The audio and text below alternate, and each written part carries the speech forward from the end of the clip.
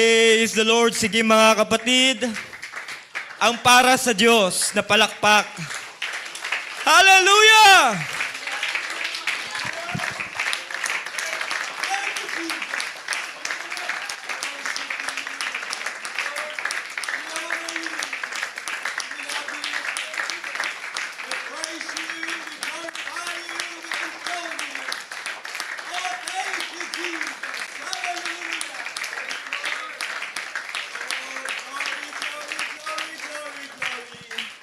Praise the Lord, praise the Lord, praise the Lord. Malaya muna kayo makaupo mga kapatid. Hallelujah. Praise God. First and foremost mga kapatid, ako po ay nagpupuri at nagpapasalamat sa Panginoon na nakarating po ako sa gawaing ito ng Diyos. Mula pagpasok kanina ay nararamdaman ko ang presensya ng Panginoon. At pwede naman siguro maging emotional minsan na mapapaiyak ka mga kapatid sa kabutihan ng Diyos. So, nandito po ako sa isang kadahilanan na makapunta nga po sa ginaganap namin na General Conference every year. At ito pong venue namin ay talagang napakalapit. So, talagang desire ko mga kapatid na makapunta sa conference dahil ito po ay kalakasan ng isang manggagawa. Hindi lahat kami ang nangangaral, nagbibigay ng salita. Kami din po ay nangangailangan ng salita. Kailangan ng pagtuturo dahil hindi lang po kayo ang nag-workout ng inyong kaligtasan. Kahit po pastor, nagtatrabaho din sa kanilang kaligtasan. So napakalaking bagay ang ganitong uri ng gawain para po kami ay mapalakas sa pamagitan ng mga salita ng Diyos. Amen. At unang higit sa lahat, nagpapasalamat po ako sa Panginoon sa ligtas na pagbiyahe. Mula po Dumaguete, 5 hours to Bacolod. At may higit po akong 2 hours na delayed sa flight. So dapat 8 ang dating ko ng Manila. Nakarating po ako alas 9 na ng gabi. Praise God. So, all things works together for good. Kaya sabi ko, magpapalipas muna ako ng gabi sa aking nanay sa Manila. At gising po ako na alas 4 para bumiyahe papunta dito sa Batangas. Kaya po ako nakarating ngayon. At namimiss ko po kayong lahat. Amen. Dahil ito po ay hindi ko tinuturing na iba. Amen. Kundi kapamilya. Amen. Kapamilya po ang turing ko sa inyo mga kapatid. So salamat po sa ating pastor. Amen. Sa kanyang pagmamahal at suporta na ako po ay napapahintulutan na tumayo at mangaral sa mga salita ng Panginoon. Amen. Ganon din sa kanyang pamilya, Spiano family, and also mga kapatid sa mga leaders, at sa lahat na nandito sa umagang ito, maraming salamat po sa inyong, amen, pag-welcome sa akin. Praise God! At totoo po na ako ay isang pioneering pastor. Amen. At mamaya, dadaan natin sa atin pong pangangaral para marinig ninyo yung kabutihan ng Diyos sa gawain mga kapatid. Amen. So without any further delay mga kapatid, as we all stand, dahil yung oras po natin ay napakabilis at akin pong hinahabol. If you have your Bible, please kindly open in the book of Revelation chapter 12 verse 10 to 11. And thank God, it is a confirmation. Amen. Kanina nga pwede na tayong ma-revive Pwede na nga tayong matapos. Amen. Dahil ako mismo mga kapatid, busog na busog sa mga salita ng Panginoon na akin pong narinig. Amen. Pero hindi pa tapos ang Diyos mga kapatid. Patikim pa lang yon. Praise God. At may gagawin pa ang Panginoon sa gawaing ito mga kapatid. In the book of Revelation chapter 12, reading from verse 10 to 11, this is what, amen, the writer said, according to John, and I heard a loud voice saying in heaven, Now is come salvation and strength and the kingdom of our God and the power of his Christ. For the accuser of our brethren is cast down, which accuse them before our God day and night.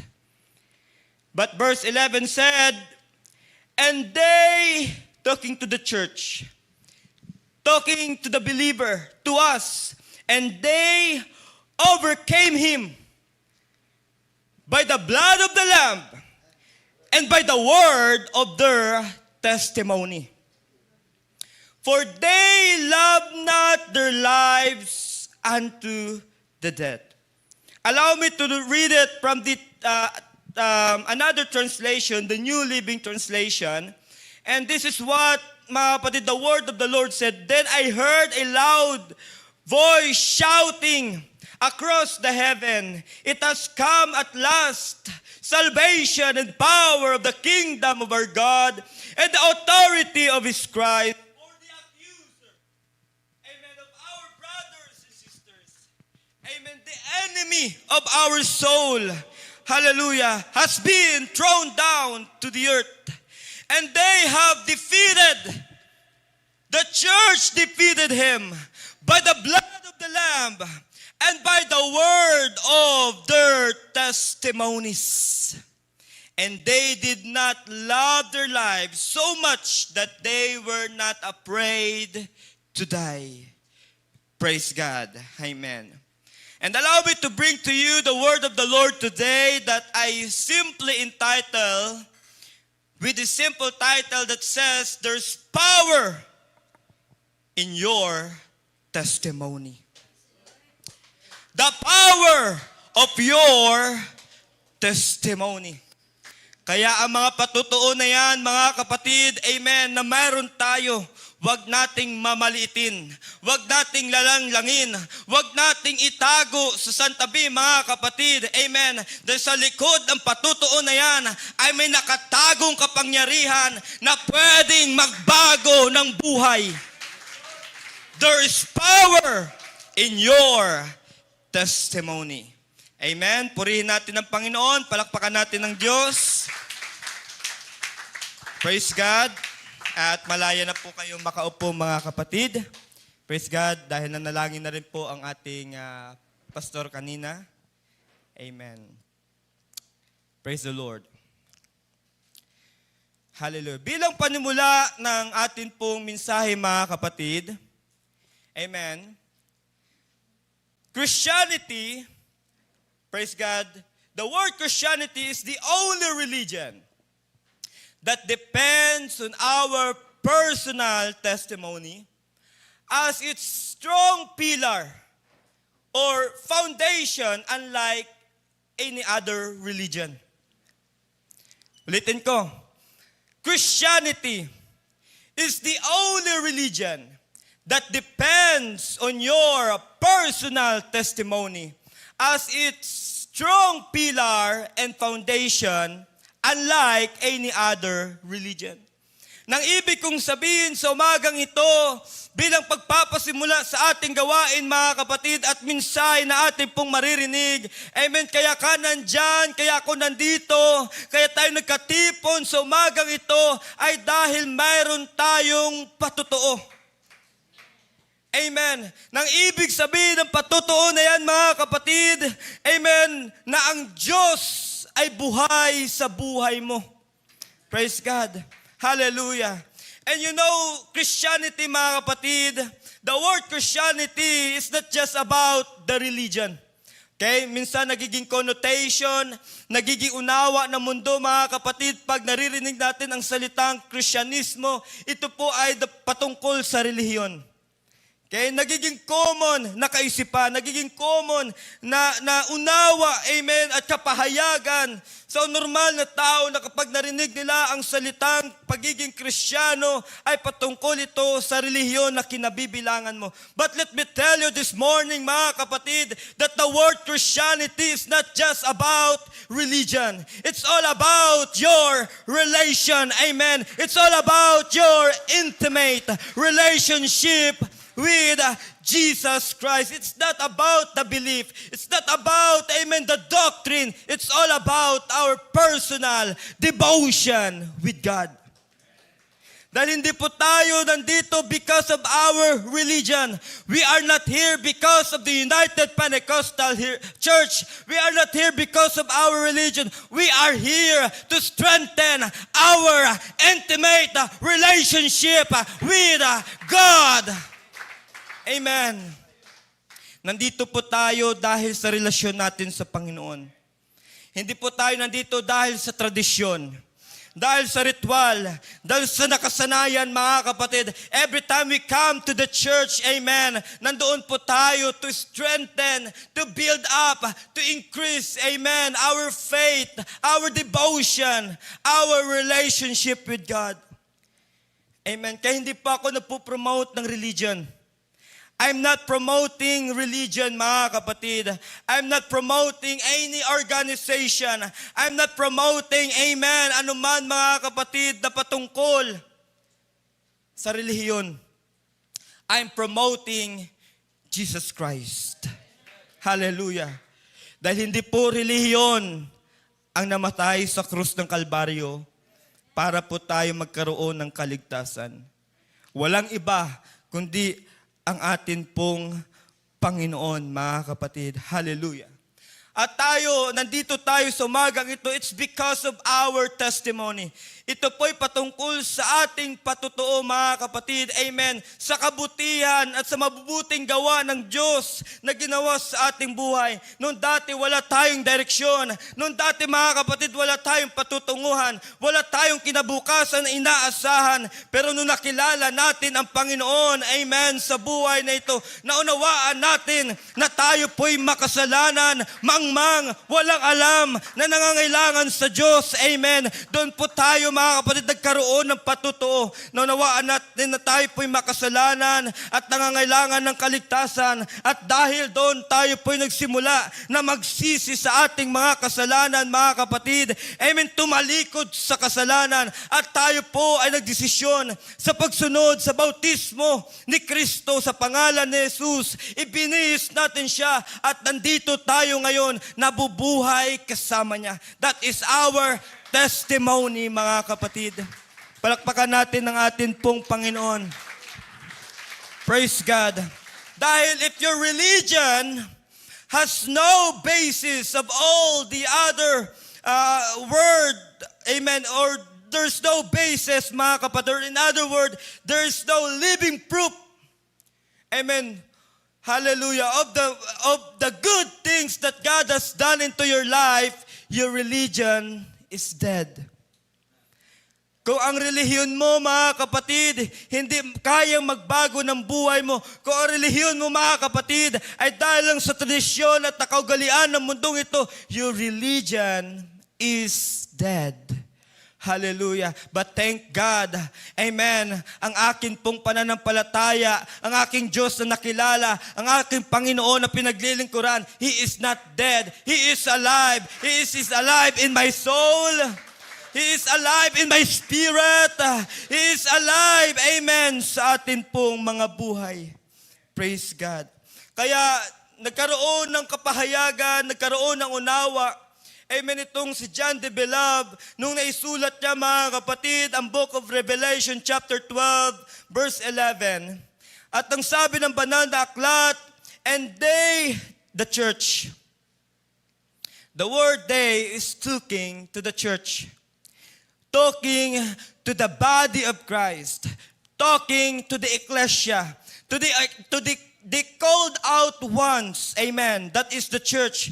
And they have overcame him. In other words, they conquered him. Amen. By means of the blood of the Lamb and by the word of their testimonies. And let me tell you this morning that don't ever think that your testimony is not so important. Huwag po nating isipin, huwag po nating ilagay, mga kapatid, sa ating kaisipan ng ating pong mga patutuo ay wala pong halaga. Amen. Mayroon pong kwento, mga kapatid. Mayroon pong natatagong kapangyarihan. Mayroon pong, mga kapatid, amen, nakatatagong milagro sa atin pong mga patutuo. Amen. That your testimony is so very important that it can be a tool to defeat your enemy. Dahil dumadating sa panahon na tayo po'y naglilingkod sa Panginoon, may mga panahon na hindi po lahat ay maayos, maganda. Amen. Hindi po sa lahat ng panahon nakakapag-praise the Lord tayo. Hindi po sa lahat ng panahon nakakatalon, nakakapalakpak, nakakataas tayo ng kamay sa paglilingkod natin sa Panginoon. May mga panahon na tayo po'y bumabagsak, natutumba, amen, nagkakaroon ng problema, nagkakaroon ng pagsubok, dumadating tayo na hindi na natin lubos maunawaan ang nangyayari sa ating kapaligiran. At andyan ang kaaway, bubulong-bulong sa'yo. Yan ba ang Diyos na pinaglilingkuran mo? Yan ba ang Diyos na sinasamba mo? Kung yan ang Diyos na sinasamba mo, bakit ganyan yung kalagayan mo? How can you defeat that? Amen. Hallelujah. Ganyan po ang trabaho ng kaaway. Ang kaaway po, mga kapatid, amen, dumating dito, the thief cometh not but for to steal, to kill, and to destroy. He just trying to steal your joy. He just trying to kill your testimony. He just trying, mga kapatid, to defeat you. But you have the power. You have, amen, the power. And that power comes from your testimony. Every time, mga kapatid, sasagi sa unawa mo, sasagi sa isipan mo, mga kapatid, amen, na para baga matutumba ka, manghihina ka, amen, hindi mo na maintindihan ang nangyari sa paligid mo, alalahanin mo ang ginawa ni Kristo sa krus ng Kalbaryo. Alalahanin mo lagi ang kabutihan ng Diyos sa buhay mo. And that the only thing na pwede mong gamitin to defeat your enemy. Palakpakan natin ang ating Panginoon.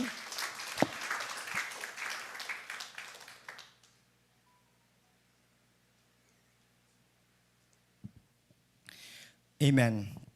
So your testimony is so very important. It has the power, amen, to defeat the enemy. It has the power, amen, to defeat the accuser of brethren, to defeat the enemy of our soul. Amen.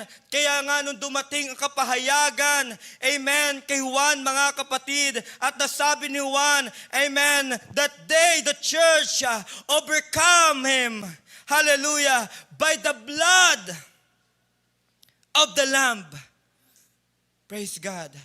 We are purchased by the blood of the Lamb. Our sins, mga kapatid, has paid through the blood of the Lamb. The blood that Jesus shed for me way back on Calvary. The blood that gives me strength, gives me power, gives me, hallelujah, strength, mga kapatid, from day to day, that it will never lose its power. The blood, amen, according to Hebrews, the blood, almost all things are by the law purged with blood. And without the shedding of blood, there's no remission of sin. There is power, that blood, mga kapatid. Because of that blood, I have a testimony. Because of that blood, my sin is forgiven. Because of that blood, I have a future. Because of that blood, I have a salvation. Because of that blood. Amen. That blood. Kaya nga nabanggit ni Juan ang salitang blood. Dahil without the blood, lahat po tayo wala dito. Kahit anong gawin nating pagpupuri, kahit anong gawin natin pag-awit, pagtalon, lahat na, mag-backdive ka na, mag-trampoline ka na, ano pang gusto mong gawin pagpupuri. Without the blood, wala pong halaga ang lahat ng bagay. Nagkaroon tayo ng patutuo, nagkaroon tayo ng buhay, nagkaroon tayo ng pag-asa because of that blood. And we can defeat the enemies, mga kapatid, we can overcome the enemy through the blood of the Lamb and by the word of our testimony. Dahil sa likod ng patutuo na yan, napapatunayan natin na ang Diyos ay buhay sa buhay natin. Because of that testimony. Kaya wag po nating walain ang patutuo natin. Darating ang mga panahon na para bagang hindi mo maramdaman ng Diyos. May mga panahon na para bagang hindi ka naririnig ng Panginoon. May mga panahon na para bagang nananalangin ka pero yung panalangin mo bumabangga sa ceiling at di nakakarating sa trono ng kalangitan. May mga ganong panahon mga kapatid, but remember this, always remind yourself of your testimony. Kung nagawa noon ng Panginoon, amen, nailigtas ako kung nagawa noon ng Panginoon, amen, napagalingin ako kung nagawa noon ng Panginoon, nabigyan ako ng buhay kung nagawa noon ng Panginoon, kaya niya pa rin gawin. Dahil ang Diyos na ating pinaglilingkuran, hindi po siya nagbabago. He is the same yesterday, today, and forever. Hallelujah. Praise God. So this was telling to us, mga kapatid, that your and my testimony become a weapon against the enemy. Our testimony become a sword in our hand and become an instrument to set the captives free. At kailan ba nagsimula ang ating patutuo, mga kapatid? Amen. Nalala ko tuloy yung kwento ni Pablo Pastor. Dahil sa kanyang pananampalataya, dahil sa kanyang pagiging debutado, praise God, siya po ay nakulong. Dumating mga kapatid ang panahon, amen, na si Pablo ay nangaral sa mga Hudyo. At dahil po sa kanyang pangangaral, ito po'y patungkol sa ating Panginoon, amen, siya po ay inakusahan na nagdadala ng kaguluhan. Sa Book of Acts chapter 24, ng kaguluhan, nagdadala ng panibagong doktrina dahil nga ang tinuturo niya, mga kapatid, iba na sa dati niyang tinuturo. Iba na sa dati niyang tinatayuan sa kanyang dating pananampalataya. Kaya nga ang mga Saduseo, mga Pariseo, mga kapatid, gumawa sila ng isang kasulatan, amen, to accuse Paul para, mga kapatid, makulong siya. At alam natin, mga kapatid, amen, na nakulong si Pablo. For 2 years, wala siyang ibang ginagawa kundi ipangaral ang Panginoong Hesus. Dinala siya doon sa korte. At ito naman si Felix. Hindi manalo Si Felix, na isang emperor, dahil gusto niya ma-please, makuha yung loob ng mga tao, hinayaan niya si Pablo doon. At 2 years, nagbago ng administrasyon, nawala na si Felix, ang pumalit si Festus. Magkalapit. Dumating ang panahon, mga kapatid, na si Pablo nandoon lang sa kulungan, wala siyang kasalanan, gumagawa siya, mga kapatid, sa kalooban ng Panginoon, gumagawa siya, mga kapatid, ayon, amen, sa kanyang pananampalataya at pagkakilala sa Diyos. Pero nasumpungan niya yung kanyang sarili, nandoon sa sulok, nakakulong, limitado, nakakandado. Kaya nga, itong si Festus, mga kapatid, amen, itong mga Pariseo at Saduseo, nag-request sila na pwede bang si Pablo ay dalhin sa Jerusalem. Dahil ang iniisip ng mga leader, aambushin nila. Papatayin nila si Paul. Dahil nga nasasagasaan yung kanilang pananampalataya, yung kanilang relihiyon na pinapaniwalaan, yung kanilang doktrina. Pero sabi ni Paul, ayoko, dahil wala akong kasalanan. Kaya nga dumating si King Agrippa. Dumalaw siya kasama yung kanya may bahay, si Bernice. At ang sabi ni Festus, amen, King Agrippa, mayroong isang taong dito nakakulong. Hindi siya dinala sa Jerusalem dahil hindi nga mapatunayan yung kaso niya, mga kapatid, wala silang tunay at matibay na hawak na tawag doon, ebidensya. Kaya sabi ni Agrippa, sabi ni Festus kay Agrippa, sige nga, at puntahan natin. At sabi ni Agripa kay Pablo, Amen, now Paul, it's time for you to defend yourself. Pablo, panahon na para idepensa mo yung sarili mo sa mga akusasyon ay binabato sa iyo ng mga leader, na mga kalaban mo. At ang sabi ni Paul, ikaw ang pinakamatalino, napakagaling na abogado, na tao na kilala ko sa buong buhay ko. Si Agripa, napakatalino nun. At ang sabi ni Paul, King, 13 years old pa lang ako, namulat na ako sa pananampalatayang meron ako. Nakabisado ko ang batas.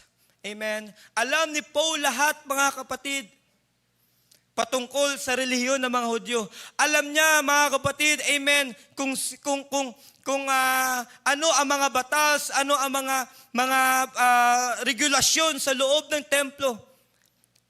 At kung atin po titingnan, hindi lang naibanggit na itong si Pablo, mga kapatid, isa pa nga siya sa pumirma siguro upang ipapako si Kristo sa krus ng Kalbaryo. Dahil nga nasasagasaan yung kanyang pananampalataya, yung kanyang relihiyon, yung kanyang, mga kapatid, amen, pinaniniwalaan. Pero sabi ni Paul, pero alam nyo, dala ko ang sulat na patibay na may otoridad ako para pagpapatayin yung mga Kristiyano na yon. At habang ako'y naglalakad doon sa Damascus, King, amen, mayroong isang maliwanag na umaninag sa akin. At ang sabi niya, Saul, Saul, Saul. Sabi ni Saul, sino ka baga, Panginoon? Napatanong siya eh. Sabi niya, why thou hast persecuted me? Okay? Bakit mo ba ako pinipersecute? Sabi ng Panginoon. Sabi ni Saul, sino ka baga, Panginoon? Sabi ng Panginoon, I am Jesus, that thou persecutest. It's hard to kick against the prick. Paul or Saul, napakahirap, amen, sipain ng tinik. At nung dumating ang kapahayagan na yon, ang revelation na yon, mga kapatid, kay Pablo, amen, imbes na ang kanyang plano ay pagpapatayin ang mga Kristiyano doon, anong ginawa ni Paul, mga kapatid? Nangaral siya, amen, sa Damascus. Hallelujah. At nung marinig ito ni King Agrippa, mga kapatid, napakaganda ng sagot ni Agrippa. Paul, alam mo sa narinig ko, amen, akala mo ba mapapaniwala mo ako, amen, sa mga kwento mo? Alam ko, mga kapatid, na si King Agrippa ay kumbinsido at naniniwala, amen, sa kapahayagan at patutuo ni Pablo kung paano niya nakilala ang Panginoon, amen. Pero si Agrippa, mga kapatid, amen, dahil sa kanyang katigasan ng kanyang puso, he was trying to please the people. Pero ang sabi ni Paul, King Agrippa, hindi man ngayon, pwede bukas, makalawa, aking pinapanalangin na makakilala ka rin sa atin pong Panginoon. Hallelujah. Ano ang focus, mga kapatid? Ano ang lesson sa kwento na yan ni Paul? Ang ating pong mga patutuo, amen, ay wag nating itago. Ang ating pong mga patutuo ay panahon na para marinig ng ating pong mundong ginagalawan. Amen. God is trying to speak your family. God is trying to speak your community. God is trying to speak, amen, with your friends, with your loved ones, with your relatives, through your testimony. Palakpakan natin ang ating pong Panginoon. And you know what? God has given us a life message to share. Binigyan po tayo ng Panginoon ng buhay. At ang buhay po na ito, mga kapatid, hindi lang po para mabuhay lang tayo sa araw-araw. Para magtrabaho, para lang mag-aral, para lang kumita, kundi ang buhay na ito'y binigay ng Diyos upang ipahayag, amen, sa madla ang kanyang kabutihan. Praise God. Because when you became a believer, you became also a God's messenger. Hindi po tayo nakakilala sa Panginoon. Hindi po tayo dinala ng Panginoon dito para maging palamuti.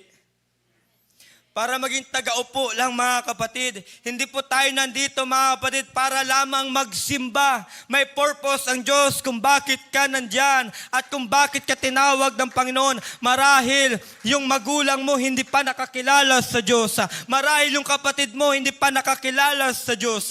Marahil yung kaibigan mo na araw-araw mo nakakakwentuhan, araw-araw mo nakakasama, na pagsishiran, hindi pa nakakilala sa Panginoon. Marahil ang kapitbahay mo, marahil ang komunidad mo, marahil ang mga taong nakapalibot sa iyo, hindi pa nakakilala sa Panginoon. Kaya ka nandito sa umagang ito dahil ikaw ang magiging witness sa kanila. Ikaw ang gagamitin ng Diyos para sa kanila. Ikaw ang instrumento ng Diyos para sa kanila.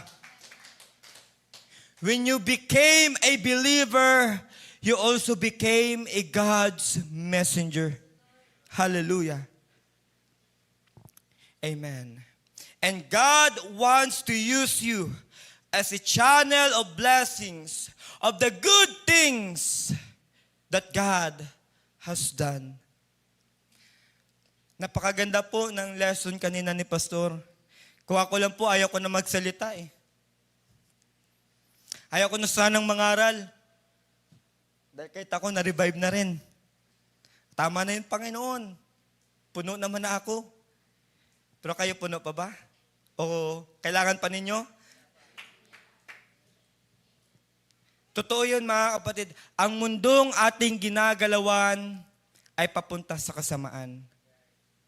Amen. Lahat na napapanood natin sa Facebook, lahat mga kapatid naririnig natin sa telebisyon, o sa radyo rather, amen, lahat na nakikita natin mga kapatid, ang mundo ngayon ay totoo, Pastor, wala nang takot sa Diyos. Amen. Pasama na ng pasama, mga kapatid. Amen. Ang mga propesiya sa Biblia, unti-unti nang natutupad. Unti-unti na, mga kapatid. Amen. Nagaganap at nangyayari. Ano na lang ang hindi pa?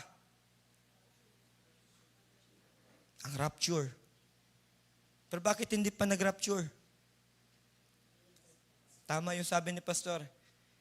Dahil mayroon pang hindi nakakilala sa Panginoon. Marahil ikaw, ready ka sa rapture. Dahil puspos ka ng Espiritu ng Panginoon. Paano magulang mo? Paano kaibigan mo? Paano kapatid mo? Hahayaan mo ba sila? Amen. Nasusunog sa impyerno? Hahayaan mo ba sila, mga kapatid? Amen. Na nandoon nagdudusa sa walang hanggang buhay na kaparusahan at habang ikaw ay nag-i-enjoy, tumatalon, pumapalakpak, nagtataas ng kamay sa presensya ng Panginoon? Totoo yun. Kung bakit hindi pa, mga kapatid, anytime gustong gawin ng Diyos ang gusto niyang gawin. Pero mahal ng Diyos ang tao. Dahil kagaya din tayo nila noon. Wala tayong kinabukasan, wala tayong mararating. Madilim yung ating kapaligiran, mga kapatid. Naliligaw tayo ng landas, hindi natin alam kung saan tayo pupunta. Biyaya at awa ng Diyos kung bakit tayo nandito ngayon. Pero andyan ka, nakakilala na. Paano sila? Amen. Kaya mga kapatid, amen, ito po'y pagpapaalala ng Diyos. Amen, na yung patutuo mo kung paano ka binago ng Diyos. Mula mga kapatid noon sa walang kwentang buhay, laklak ng alak, amen, sigarilyo doon, bisyo dito, sugal doon, sugal dito, mga kapatid, binago ka ng Panginoon. Yan po ay magiging patutuo na ang Diyos na yung pinaglilingkuran, hindi po patay, kundi buhay. Na kailangan nila makilala at kailangan mo ipagsigawan sa mundo. Amen. Praise God. Kaya ka nandito, mga kapatid. God wants to use you. But sometimes, amen, or most of the times, we feel that we don't have anything to share. Dahil at tingin natin sa patutuo, ang may patutuo lang yung may kanser. Yung may bato. Hindi yung nagbabato, Yung may bato. Amen. Ayun lang yung may mga tumor, yun yung may mga malulubang karamdaman na pinagaling ng Panginoon, kaya sila ay mayroong patutuob, milagro ng Diyos na gumaling ka. Yun tingin natin eh. Amen. Mga kapatid. Pero alam niyo ba yung greatest miracle nangyari, mga kapatid, sa buhay natin? Hindi po yung pilay na kalakad, hindi po yung bulag na nakakita, hindi po, mga kapatid, yung nasa banig ng karamdaman ay gumaling. Ang pinaka-greatest miracle na ginawa ng Diyos, mga kapatid, amen, when He died, amen, at the cross of Calvary. Because of that blood, nagkaroon tayo ng kaligtasan. That is the greatest miracle na kailangan marinig ng tao, mga kapatid. Hindi mo na kailangan magkaroon pa ng cancer. Hindi mo na kailangan pang magkaroon ng malubang karamdaman. Hindi mo na pa kailangan, mga kapatid, na maggaling ka pa sa pagiging addict, sa pagiging basaguliro para magkaroon ka ng patutuo. Ang buhay mo ay isang napakalaking patutuo na pwede mong dalhin at pwede magligtas sa tao. Amen, na nangangailangan sa Diyos. Kasi minsan, inisip natin, hindi naman ako addict dati. Hindi naman ako nagsusugal eh. Wala akong patutuo. Lumaki ako sa simbahan. Para alam mo ba, mga kapatid, yung mga taong lumaki sa simbahan, malaki patutuo yun. Dahil hindi pinahintulutan ng Diyos na maranasan yun yung naranasan namin. Malaki pa totoo yun. Dahil hindi pinayagan ng Diyos, amen, na masadla ka sa walang kwentang mga bagay. Iningatan ka ng Panginoon. Preserve ka ng Diyos, amen. Nilagay ka niya sa kanyang kamay. Hindi pinahintulutan ng Panginoon, amen, na mawasak yung kinabukasan. Kaya ka nandyan sa kalagayan mo ngayon. Lahat tayo ay mayroong patutuo, mga kapatid. Amen. You may feel that you don't have anything to share, but it's that the devil trying to keep us silent, mga kapatid. You have a storehouse of experience of the good things that God has done in your life. Amen. And the world needs to hear of your testimony because there is power in your testimony. Praise the Lord. Hallelujah. Malapit na po ako magtapos, mga kapatid. Amen. We are a chosen generation. We are a royal priesthood, a holy nation, a peculiar people, that you should show forth the praises of Him who hath called you out of darkness into His marvelous light. Alam niyo ba, mga kapatid, ang kataga na yan, ang may karapatan lang yan, ang mga Hudyo noon. Wala tayong karapatan. Dahil ang tingin sa atin ay aso lang. Hayop. Amen. Pero nung ipako si Kristo sa cross, amen, at ang kanyang dugo dumalak sa sangkatauhan para maging alay, mga kapatid, amen, ang sabi ni Pedro, amen, tayo po ay nagkaroon ng karapatan na tawagin bilang piniling henerasyon, bilang mga royal priesthood, bilang banal na bayan, amen, a peculiar people. What is the purpose of that? What is the purpose of the blood of the Lamb in the Calvary? Amen. To show forth the praises of Him who called you out of darkness into His marvelous light. Kaya ang sabi ni Peter, which in time past, we are not a people of God. Hindi tayo tao ng Diyos noon, but by His grace, by His mercy, by His goodness, by His loving kindness, mga kapatid, amen, that He show, tayo po'y tinawag na tao ng Diyos na ngayon. Woo! But are now people of God, which had not obtained mercy, but now have obtained mercy. Woo! Hindi mo na kailangan maging Bible school student. Hindi mo na kailangan maging theologian, mga kapatid. Maging Bible school graduate. You have a testimony to share. Hindi ka man magaling sa Biblia. Hindi ka man maalam sa salita ng Panginoon. Just share your testimony. At bahala na ang Panginoon. Amen. Ang magligtas sa kaluluwa na yan. Amen. Just share repentance. Just share water baptism. Without the water baptism, mga kapatid, amen, we cannot see, we cannot enter into the kingdom of God. Without the Holy Ghost, without the changing of life, we cannot enter into the kingdom of God. Amen. Without holiness, no man can see the Lord. Just share the word. Just share your testimony. Just share the goodness of God. At hayaan natin ang Diyos ang magligtas sa kaluluwa. Trabaho natin yan. Dahil tayo po'y nabubuhay sa uling kapanahunan, mga kapatid. At alam nyo, ito yung konklusyon. Amen. Personal, meron po tayong mga pangarap. Meron po tayong gustong marating. Gustong maabot. Kahit mahirap maabot. Amen. May mga pangarap tayo, mga kapatid, na gusto nating makamtan sa buhay na ito. Kahit ako din. Sino ba nagsabi na gusto ko maging pastor? Ako hindi. Pares kami ni pastor. Dahil hindi po basta-basta magpastor. Ang pagpapastor, mga kapatid, hindi po nakaikot lang sa likuran ng pulpito. Ang pagpapastor, mga kapatid, hindi lang po yung may alam kami sa Biblia o hindi lang yung marunong ka magsalita, marunong ka mangaral. Hindi lang po yun ang pagpapastor. Ang pagpapastor, mga kapatid, hindi lang po ang pagsusuot ng magandang damit. Amen. Ang pagpapastor, mga kapatid, hindi lang po ang paghahangad ng magandang simbahan. Ang pagpapastor ay pagmamahal.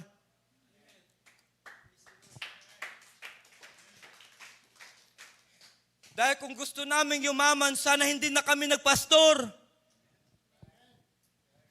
Kung gusto namin na magandang buhay, amen, at walang sakit sa ulo, hindi na dapat kami nagpastor.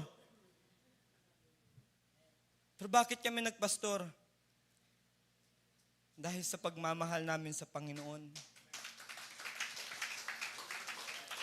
At ang pagmamahal na yan sa Panginoon, mga kapatid, dinadala namin yan araw-araw. Na walang lugar, walang panahon, hindi kami umiyak sa Panginoon. Panginoon, may gusto akong mangyari sa buhay ko. Gusto ko makabili ng magandang bahay. Magandang sasakyan. Malawak na ari-arian. Gusto ko, Panginoon, ganito, mga bagay, material. Pero alam niyo, mga kapatid, yun yung pangarap ko eh. Pero pinamukha sa akin ng Panginoon, amen, na yung lahat ng bagay na yan mawawala. Bakit ka nagnanasa ng magandang bahay? Dahil sa buhay. Bakit ka nagnanasa ng magandang sasakyan? Dahil sa buhay. Bakit ka nagnanasa ng mga property sa mundong ito? Dahil sa buhay. Na magsuot ng magandang damit? Dahil sa buhay. Na magandang pantalon? Dahil sa buhay. Na magandang sapatos? Dahil sa buhay. Subukan mong tanggalin ang buhay. Anong halaga ng lahat ng bagay? Nagkakaroon lang ng halaga ang buhay, ang bagay, mga kapatid, dahil sa buhay. At ang buhay na yan ay walang halaga. Pero nakita ng Diyos, mga kapatid, na ang buhay na yung mapapahamak, siya mismo ibinigay niya ang kanyang buhay.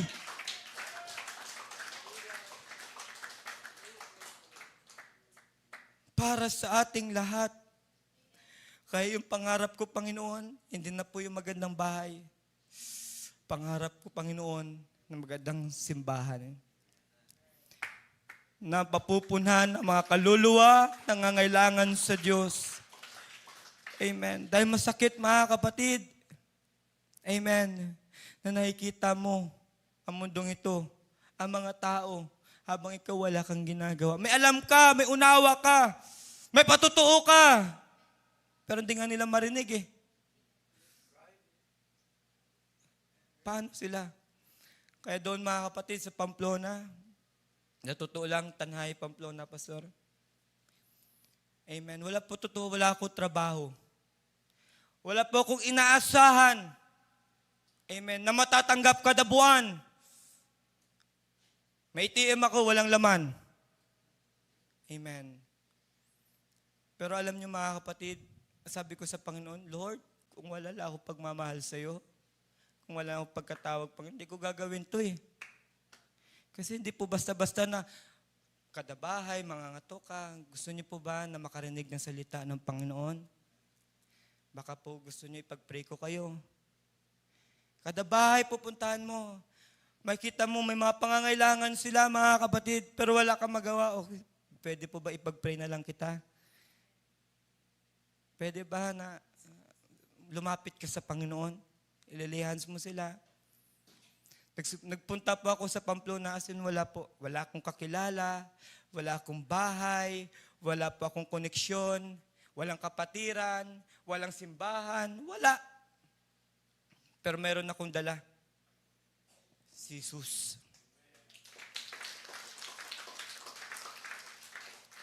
Nagsimula po ako noong December lang, mga kapatid. And thank God, meron na po kaming 2 nabautismuhan doon. At meron po akong 5 Bible study na doon, mga kapatid. Amen. Yan po ang pagpapastor.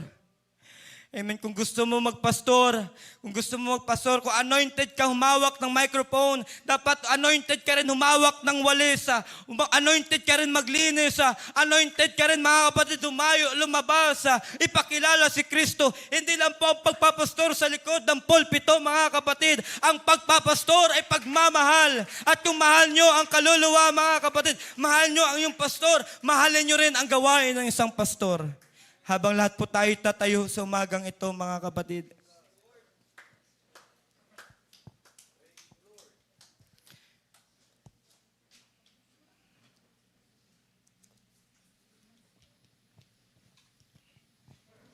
Praise the Lord.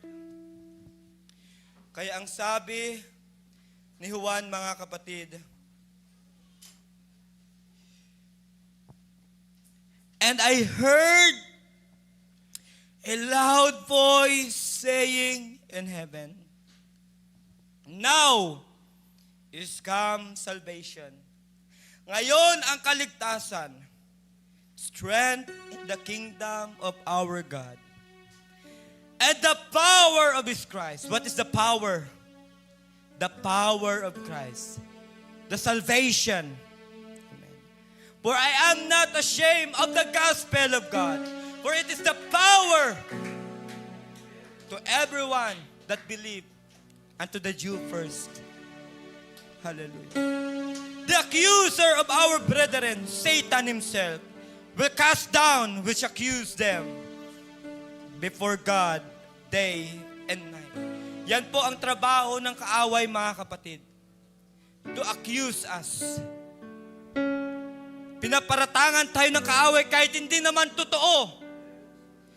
Gustong sirain ng kaaway ang buhay natin. Yan po lagi nating tandaan. Ano ginagawa niya? Pinapadalhan kanya ng babae, pinapadalhan kanya ng temptasyon, ng sugal, ano pa? Para sirain ang buhay natin.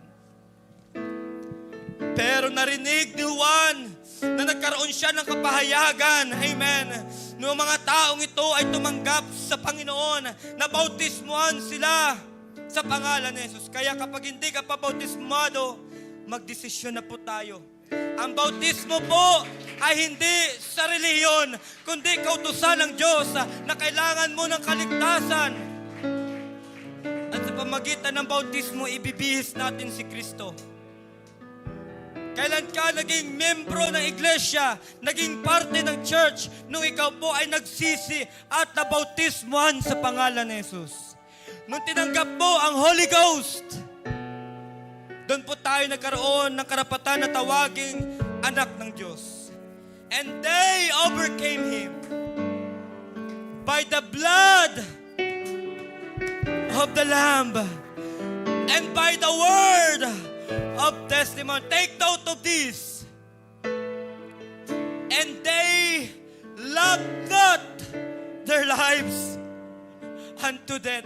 Hindi nila iniisip ang kanilang buhay. Hindi na nila iniisip ang kanilang sarili. Ang importante sa kanila, mga kapatid, ay maglingkod sa Panginoon. Mahirap man, may kapigatian man, may persecution man, may kahirapan man. But because of their testimony, the good things that God has done, by the blood of God, by the blood of the Lamb, they forget themselves. They love not themselves. The question is this: where was the last time have you received the Holy Ghost? Where was the last time have you speak in other tongues?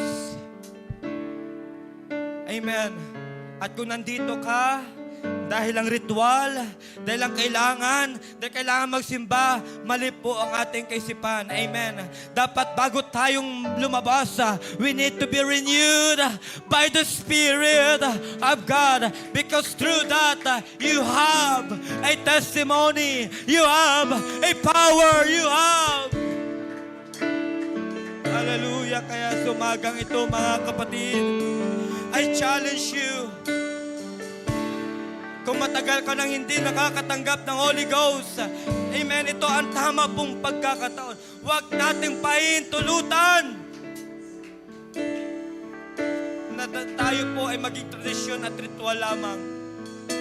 We are here to build up and to strengthen our relationship with God. Oh, come on. Oh, come on. Oh, come on. The altar is open and God is willing to meet you today. Come on. Come on. Come on, church. Come on, people of God. Come on, body of Christ. Worship the Lord in the beauty of His holiness. Yes, yes, yes, yes. Jesus, I believe. Yes. Yes. Hindi tayo lalabas. Jesus, I Amen. belong. Hindi natin tatanggapin ang pagpapala ng Diyos. You're the Come on, come on. reason that I Yes. breathe. Receive The ye reason that I the Spirit of God. Open your mouth. Speak unto God. all I am. Oh, come on, come on, come on, come on. Don't waste your time. Huwag po nating sayangin ang pagkakataon. I walk with you. Pwede ba sa mga bisita, papalapitin natin dito sa harap. Amen. Hindi pa po nakakatanggap ng Holy Ghost. Lapit po tayo sa harap. I trust in Kung gusto na ma-renew, lapit po tayo sa harap. I will lead in all of Come on, come on. your Huwag po tayong mahiya. Your It is a divine appointment by God na makakilala tayo sa Kanya. Samahan po natin sila, leaders. Jesus, I believe. Sana Rabba Shataya Rabba.